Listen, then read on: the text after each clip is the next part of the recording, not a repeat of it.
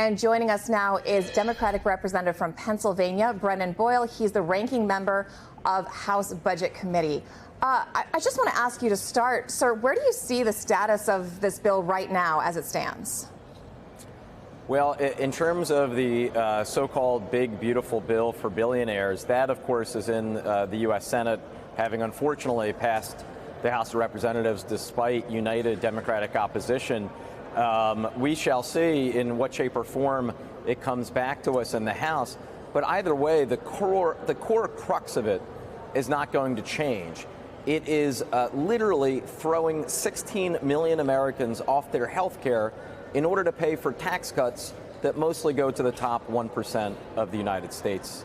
That is not just bad economically, that is, in my view, immoral. And so I will do everything I can, continue to do everything I can to defeat it. It seems like when we talk about this, there are pockets of these cuts that a lot of Republicans disagree with in pieces, even if they support, because, you know, the party supports the idea of this bill. Are those conversations you are having with your Republican colleagues? Is there any room to come together on some of those specific issues where there is a little bit of common ground? Well, you know, an old NFL coach once said, "You are your record." And I amend that to say, as a legislator, you are your voting record. So, yes, there may be some Republicans who time to time will speak out and say, oh, I disagree with the Medicaid cuts, or I disagree with slashing the Affordable Care Act. But then when it's actually time to vote on the measure, unfortunately, almost all of them end up voting for those cuts. If there are any on the other side who really want to stand up, show their independence, and buck what this White House is proposing to do, then I certainly would welcome their support. Haven't had too many takers yet. What's the public message that Democrats should be going with about this legislation? Well, put simply, it is the largest loss of health care in American history in order to fund tax cuts for multimillionaires and billionaires. And, you know, I might be seen as, well, I'm a Democratic member of Congress, so I'm preaching a Democratic talking point.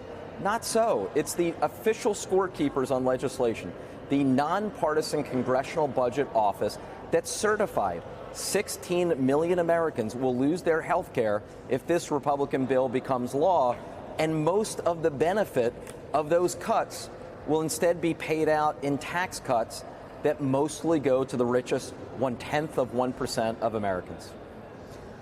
Congressman, I also want to pivot a bit and ask you about the Democrats' response to what's happening in L.A. President Trump, of course, has said if troops didn't go in, the city would be burning to the ground. What is your response to that, and do you think Democrats are taking the right approach on this issue? Well, let's first just say at the outset, obviously anyone who is engaging in criminal behavior such as looting or setting cars on fire, they should be caught, arrested, and criminally prosecuted. I haven't heard one Democratic member say anything to the contrary.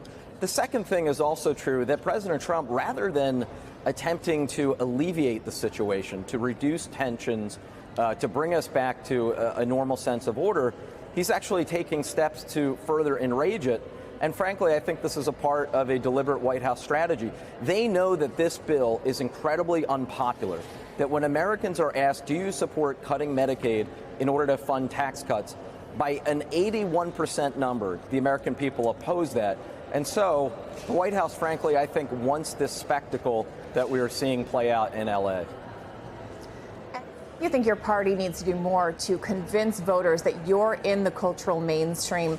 Is that more complicated with a topic like immigration and border enforcement? You know, specifically with respect to immigration, I believe that we're a nation of laws and a nation of immigrants, and we can be true to both. I myself am the son of an immigrant, one who came here, of course, legally through the process and became a U.S. citizen. So I don't see really any conflict between those two things, that yes, we can continue to be proudly a nation of immigrants, but at the same time, we can have open borders. We do need to follow the law. Again, I don't see those two things as contradictory. I also want to ask you about, today President Trump celebrated this preliminary trade agreement with China, although Chinese President Xi Jinping still needs to sign off. If an official deal is reached, Would a deal like this bring relief to constituents of yours who might be very nervous about the rising costs and what this means for their families? You know, this is sort of like the arsonist bragging that he bravely put out his own fire. The reality is the White House seems to change its story almost minute by minute when it comes to these tariffs. One minute it's Liberation Day and there are 145% tariffs. The next moment there's a pause. The next moment the pause is lifted. Then all of a sudden they're back on certain countries, or if he just doesn't specifically like a given company, as we've seen with Apple. The reality is the White House there's no master plan there. He's making it up as he goes along.